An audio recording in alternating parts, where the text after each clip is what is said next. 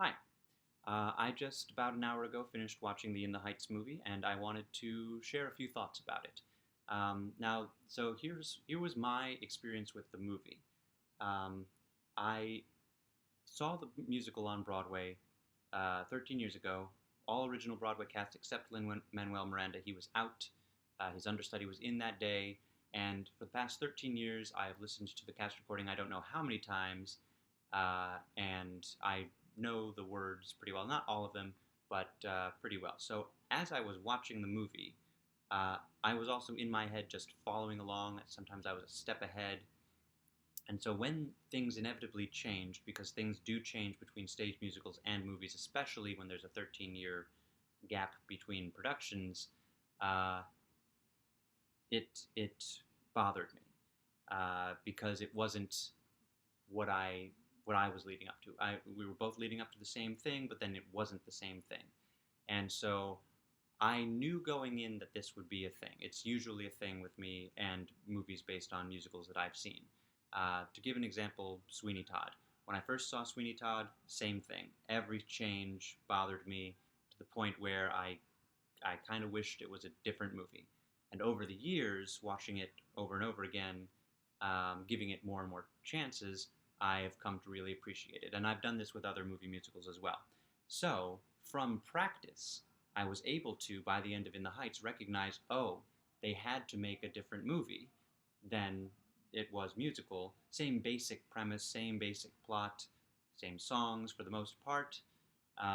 They cut a few that I really love, and then one of them they switched. They put it in a different situation, a different place, and it felt a little weird, but I was still glad to see it. Um, but movies and musicals are different things, and this one, it had to be a different thing.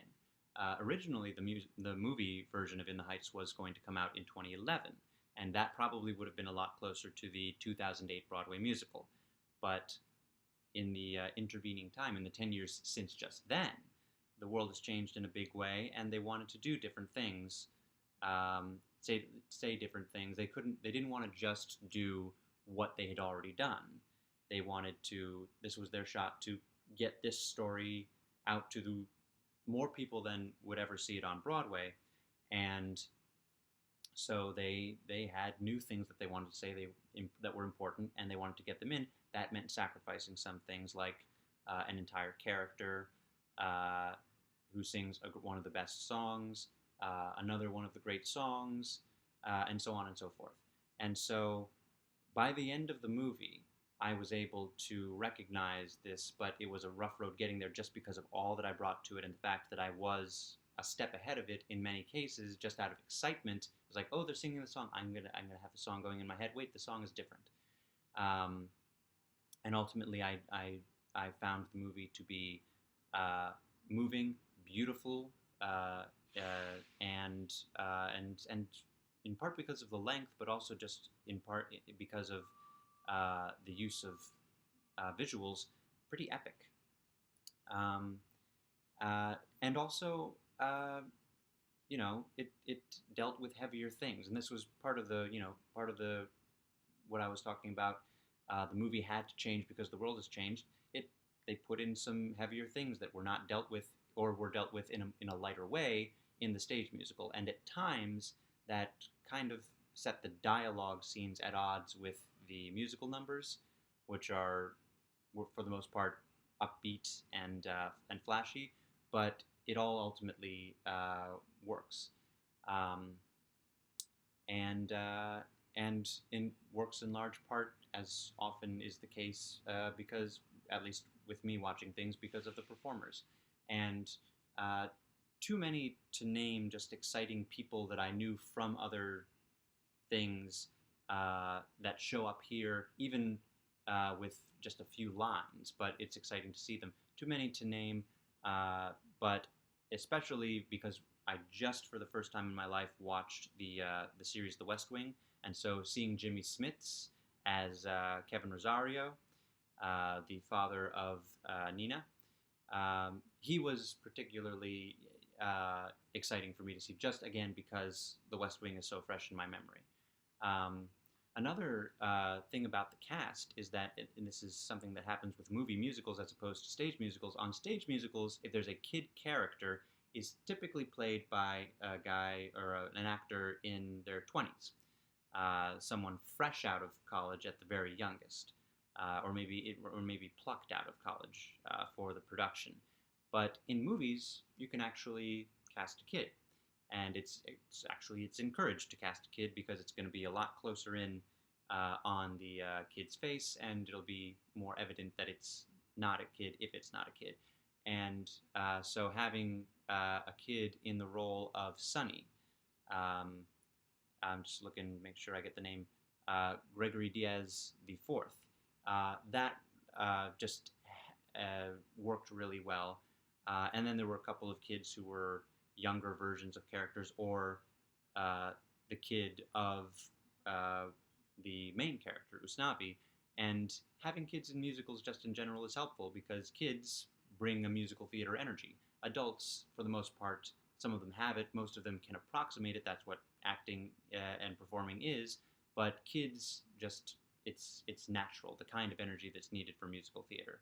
Um, and that main character is Usnavi. Oh, but one more that was exciting for me to see was Daphne Rubin Vega as Daniela, the salon owner, and she's legendary just for being the original Mimi in Rent on Broadway. But for me specifically, it's exciting to see her because I a couple years ago saw her in a staged reading of not a staged reading, just a reading of a play in a small room, and was very close, physically close to her while she was doing her scenes, and so it was exciting to see her that she was in this movie, see more from her,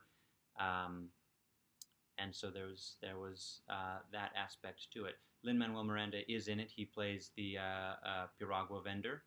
Um, and in his scenes, there is another cameo that I won't give away just because it's fun to notice it, but it's the perfect complement to Miranda's own cameo. So Anthony Ramos plays Usnavi, and he's one of those kind of anchor characters, and the actor is one of those kind of anchor actors. He just, he has his dramatic arc and he has his emotional moments, but he holds the story together. And part of that is because of the framing device, which is reminiscent of the framing device from the live-action version of Aladdin, to give you an idea, but with a much more rewarding payoff at the end. That was one of the first things where I said, "Why is the movie different than the musical?" That was one of the first times that happened in my head. But you got to give these things time to play out. Just about every objection that I had, I understood by the end why they had to do it, and again, I think I've already said, found the movie to be a great movie. Um, let's see, any other performances that I wanted to highlight. Uh, Olga Merediz as Abuela Claudia. She's another, like, as opposed to an anchor character who's essentially the narrator. She's an anchor character in the sense that in that community of the movie, on that block, it's businesses and homes on pretty much, I think, just one block, and she, being the neighborhood abuela, is the anchor of that community. So an important part. She gets her wonderful song, and is just, it's a presence who just, it feels right to have her there. And then Patrick Page I only mentioned just because he puts, it's one of the new things that the movie does, that they kind of have to do in order to be more true to the people that the movie is about, which is he kind of puts a face on. There's no real villain in the stage musical, and I'm not sure if he would technically be referred to as a villain in this, but he puts a face on a problem in the movie, and it's an interesting choice that they made. The addition of his character, it adds Jimmy Smits's character's story, deepens his motivations and the explanations for his actions. So it was a very interesting addition. Um, One thing I didn't quite get that never, and maybe in the future it will make more sense to me, but the stage musical takes place over the course of about 2 days, and the movie takes place over the course of close to a week. And I found myself wondering where all that time went, like what was going on.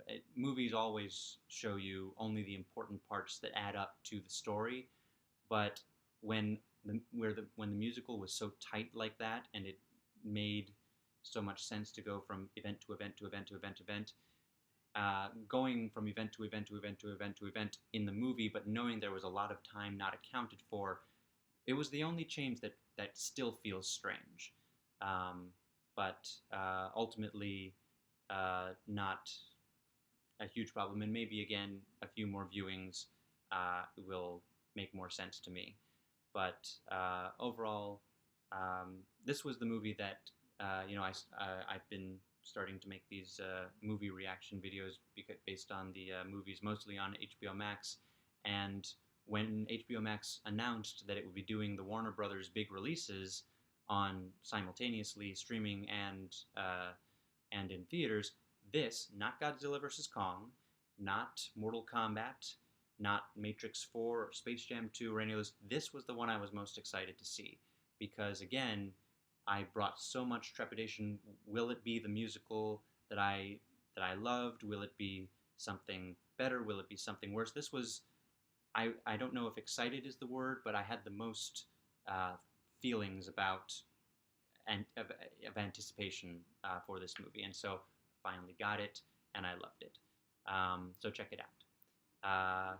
Yeah, I'm trying to think of an appropriate way to end this. I can't think of one, so I'll just say good night.